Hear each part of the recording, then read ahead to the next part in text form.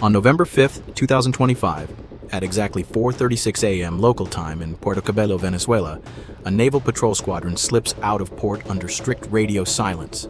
4 diminutive vessels, each bristling with 12.7mm heavy machine guns and Soviet-era 73mm rocket launchers, doggedly ordered to intercept what they believe is an American destroyer intruding into Bolivarian waters. But intelligence has deceived them. Their target is not a lone warship. It's the USS Dwight D. Eisenhower, a 100,000-ton nuclear-powered aircraft carrier, the heart of a full-fledged carrier strike group composed of 6 warships. By 5:21 a.m., radar operators aboard the Eisenhower pick up faint, erratic echoes from the south, small, fast blips that don't match any commercial profile. They call them 4 closing surface contacts, roughly 27 miles out. The carrier's captain gives the order, "Light them up."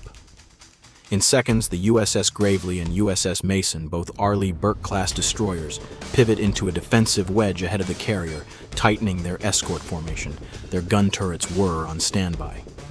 The entire deck crew reads the situation like a voltage meter. It means one thing: possible hostile approach. Meanwhile, the lead Venezuelan boat, call sign N-23, she's roaring past 40 knots, her captain still thinking he's trailing a solo destroyer. His radar technician misses the enormous signature trailing them. It's the Eisenhower hidden in plain sight. By 5:48 a.m., the Venezuelan squadron breaks radio silence. "You are entering Bolivarian waters. Alter course immediately." There's no answer, just static on the carrier's end. 3 minutes later, they close in visually. And in that brutal instant, every sailor aboard N-23 realizes their fatal error. They're not facing a small destroyer, but a massive, fully armed U.S. carrier strike group locked and ready. These Venezuelan skiffs haven't just stumbled into any American ship. They've sailed straight into the jaws of one of the most lethal naval formations afloat. The Eisenhower, call sign Ike, with nearly 70 aircraft, is a floating city of steel. To anyone foolish enough to challenge her, she's a storm in human form. Flanking her, the Gravely and Mason are bristling with over 90 Mach 41 vertical launch system cells each, capable of firing everything from Tomahawk cruise missiles to Sea Sparrow interceptors. Overhead, a Ticonderoga-class cruiser, the USS Philippine Sea, runs overwatch, tracking everything within a 250-mile radius. Above that, 2 MH-60R Seahawk helicopters sweep the waters, their dipping sonars pinging, infrared cameras searching for fast movers. All this data, radar, sonar, satellite feeds, is piped into the carrier's Combat Information Center, which fuses it into a seamless ocean-sized tactical picture. As soon as the Venezuelan vessels enter that picture, they're tagged as Skunk Alpha 1 through 4, unknown surface contacts on a northerly course at 42 knots, but the rule is clear. Maintain course. Do not engage unless fired upon. It's a doctrine forged in hard experience, and now, in this pre-dawn haze, both sides are holding their breath, waiting for what happens next. At 5:52 a.m., the U.S. Navy held its nerve the way it always does. Cold, steady, and unblinking, letting the threat close just long enough for the other side to understand the scale of their mistake. And right now, 4 Venezuelan captains were moments away from learning that lesson the hard way. Aboard the USS Gravely, the radar operator leaned forward, voice tightening. "Contact accelerating, bearing steady, they're not changing course." That single report electrified the entire Combat Information Center. On the radar display, 4 fast-moving blips pressed toward the strike group, now just 22 miles out. These weren't smugglers trying to hide. They were charging straight in, aggressive and deliberate.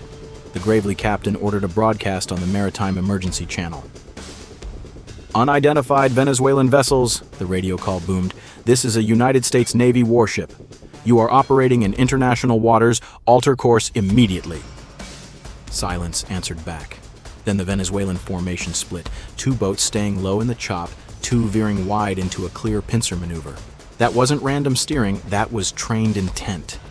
Up on Eisenhower's flight deck, crew chiefs sprinted to spin up another MH-60R Seahawk. Its mission simple: get eyes on the threat. Within minutes, the helo was in the air, blades carving through the Caribbean humidity. At 500 feet, its sensors locked on. 4 fast patrol craft, about 45 feet long, painted naval gray with Venezuelan flags snapping in the wind. Forward-mounted guns at the ready. The live feed beamed into every ship in the strike group, showing white wakes slicing directly toward the American formation. At 6:01 a.m., the Venezuelan lead boat logged onto radar contact Echo 2, identified in their outdated intel as an unescorted U.S. destroyer, an easy candidate for a high-speed intimidation pass. The plan was textbook propaganda. Buzz close, fire warning bursts, film the encounter, and hand Caracas proof their navy could push back against Washington. But their intel was 2 days old, ancient in naval operations. Overnight, the carrier strike group had shifted positions. The Echo 2 they were chasing wasn't a destroyer at all. It was the Eisenhower herself. From the bridge of N-23, the silhouette rising on the horizon didn't make sense. It was too massive, too flat, too tall for a destroyer. The radar cross-section filled the scope. At first, the captain thought he was looking at 2 ships overlapping. But the glint of aircraft elevators, the height of the island tower, and the sheer scale gave it away. They had charged straight at a U.S. aircraft carrier. By then, the entire strike group was at full alert. Gravely and Mason moved to block the small craft. Seahawks maintained constant overwatch. Inside the Eisenhower's Combat Direction Center, every sensor locked onto the Venezuelan boats. Still determined to finish their media stunt, the Venezuelan crews fired 2 short bursts into the water, just for show, not aimed. But to a U.S. carrier on high alert, muzzle flashes aren't theater. Gravely fire control radar snapped onto the lead boat instantly. Multiple American weapon systems flooded the Venezuelans with lock-on tones, shrill alerts they had never heard before. And in less than 60 seconds, every captain on those boats understood the truth. They had just triggered a confrontation with a force they were never meant to challenge. They hadn't spooked an American warship. They had threatened a nuclear-powered carrier strike group running full combat readiness with live weapons just one decision away from erupting. The Venezuelan commander's voice cracked over the radio. "Cease approach! Cease approach! Disengage!" But calm instructions meant nothing now. The American response was already in motion. At 6:03 a.m., the Eisenhower's Combat Direction Center shifted to Condition 1. No alarms, no shouting, just a steady voice. "Weapons release authorized for self-defense." On the USS Gravely, sailors manned the 5-inch gun. The Phalanx CIWS turret rotated with lethal precision, its barrel spinning up to 4,500 rounds per minute, more than enough to vaporize any boat crossing the defensive line. One wrong move, and the Caribbean sky would light up like a 4th of July display with far deadlier consequences. Overhead, the MH-60R Seahawk dropped to 200 feet, hovering directly above the oncoming patrol craft. Through the sensor feed, the operator could see men aboard now gripping their weapons, bandanas whipping in the wind. Then came a sharp, unmistakable tone in the pilot's headset. The Venezuelan boat's fire control radar had locked onto the Gravely. That was the moment the standoff teetered on the knife's edge. "Bridge, we are painted," the pilot reported. "Copy, maintain eyes. Do not engage unless fired upon." Inside the Eisenhower, the tactical action officer ran the rules of engagement checklist with clinical precision. U.S. policy was simple. Never start the fight, but finish it decisively if it begins. A long, suffocating minute followed. The Venezuelan boats eased speed slightly, then one abruptly throttled back up, slicing toward Gravely bow at 45 knots. "Standby countermeasures," came the order. Chaff pods armed, laser designators warmed. Everyone understood. One miscalculation and everything would end in seconds. The Gravely captain stayed steady. He knew the odds. 4 small patrol boats versus 2 destroyers and a carrier wasn't a confrontation. It was a suicide attempt. At 6:06, the Seahawk reported, "One vessel breaking formation, so another turning, radar returns decreasing." The standoff was cracking apart, but not cleanly. American weapons stayed hot. Comms stayed cold. Turning away didn't guarantee safety. At 6:07, hull number 23 suddenly swung wide, looping toward the carrier's southern flank. Whether it was a misread command, panic, or bravado didn't matter. To the strike group's radar, it looked like an attack run. "Contact closing fast, bearing 210, the operator called out. Instantly, the formation shifted geometry. The USS Mason slid into position between the Eisenhower and the incoming contact. Its Sea-Ram launcher slewed toward the target, missile hatches beginning to open. One mistake here, and this would become a war measured in minutes.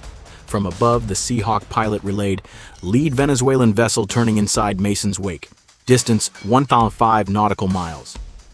At those speeds, that was seconds from collision range. Inside the Mason's CIC, the tactical watch officer issued the calmest order in the room. "If that boat crosses 1,000 yards, engage with a warning burst. Copy, 1,000-yard line." As the patrol craft tore closer, the Mason fired 2 green flares, the universal U.S. Navy signal to break off immediately. No reaction. Then the Venezuelan gunner made the split-second mistake that almost ignited everything. The moment the Venezuelan gunner racked the charging handle on his deck gun, just one sharp metallic snap picked up by the Seahawks microphone, the entire standoff nearly detonated. "Muzzle movement confirmed," the pilot called out. "Target within 900 yards." That was well inside the danger envelope. Gravely, Captain lifted his hand, holding fire for one final heartbeat. At 6:08 a.m., the Venezuelan boat suddenly snapped hard to port, engines screaming as it carved a sharp white arc across the water. The others followed, their formation collapsing into a chaotic retreat. Seconds later, the call came through the strike group's comms. "Contacts retreating. All units stand down weapons. Maintain tracking." A confrontation that neither side wanted, but both were seconds away from igniting, had evaporated in under a minute. By 7:00 a.m., the sea was quiet again. No Venezuelan hulls on radar, no engine signatures on sonar. The strike group held its course at 20 knots, heading north. But the tension didn't vanish. It simply shifted to a different battlefield. Politics. 2 hours later, Venezuelan state media released a grainy clip showing their patrol boats racing across open water, narrated triumphantly as a successful repulsion of an American intrusion. In Washington, the Pentagon responded immediately, releasing satellite imagery and radar logs proving the Eisenhower group had been operating in international waters, over 80 miles from the Venezuelan coast. The Pentagon labeled the encounter reckless brinkmanship. Caracas called it sovereign defense. Both statements held a grain of truth, and neither side was willing to yield an inch. Diplomats scrambled behind closed doors to keep the incident from spiraling. No shots fired, no casualties, just a near miss that could have rewritten history. And within the fleet, every sailor understood the real lesson. The distance between peace and war can be as thin as a garbled radio call or a single nervous finger tightening on a trigger. By sunrise the next day, the Eisenhower strike group quietly shifted farther north, leaving behind calm waters that almost became something far more dangerous. The Venezuelan patrol boats slipped back into port under radio silence, and while both governments publicly moved on, every sailor who had been on watch that morning understood this wouldn't be the last close call in those waters. People assume modern warships see everything, but the ocean still hides mistakes better than any battlefield, and in low light, a destroyer and an aircraft carrier can look nearly identical on an aging radar screen, their steel hulls and electromagnetic signatures blending into the same distorted return, especially when operators are tired, weather is poor, and equipment is decades old. That's exactly what happened here, with Venezuelan crews relying on shore-fed radar instead of live shipborne sensors, chasing coordinates from a static grid that didn't account for the carrier strike group's overnight shift, and in the tight geography of the Caribbean, a 30-mile repositioning can turn routine patrols into high-stakes confrontations. Add politics, pressure, and limited situational awareness, and the risk multiplies fast. A dynamic naval officers call threat mirroring, where each side interprets the other's defensive posture as aggression. The reality is that even the most advanced fleets still depend heavily on human judgment, and one misread radar echo or garbled transmission can push two nations to the brink before anyone utters the word fire. Official reports later labeled the encounter routine, but sailors who were there knew better. They called it the closest they had ever come to firing live rounds outside wartime, a reminder of how thin the line truly is between deterrence and disaster, where a single flare, a misinterpreted radar lock, or a commander losing his nerve can turn a tense morning into headlines no one wants to read. At sea, there's no replay button. Once you commit, you live with the consequences. So imagine you're on the bridge, alarms blaring, 4 fast boats rushing your hull at 40 knots. Do you hold fire and risk taking the first hit, or pull the trigger and risk starting something far bigger? Drop your call below, and if you enjoyed this debrief, hit like, share with someone who loves naval stories, and subscribe so you never miss a breakdown when the next close call hits open water. And if you want to support the channel directly, join the fleet for badges, priority replies, and deeper access as we bring more real maritime encounters to the surface. In the end, the Venezuelan Navy didn't just misidentify their target. They picked the worst possible morning to trust a map that was already outdated. I'll see you in the next one.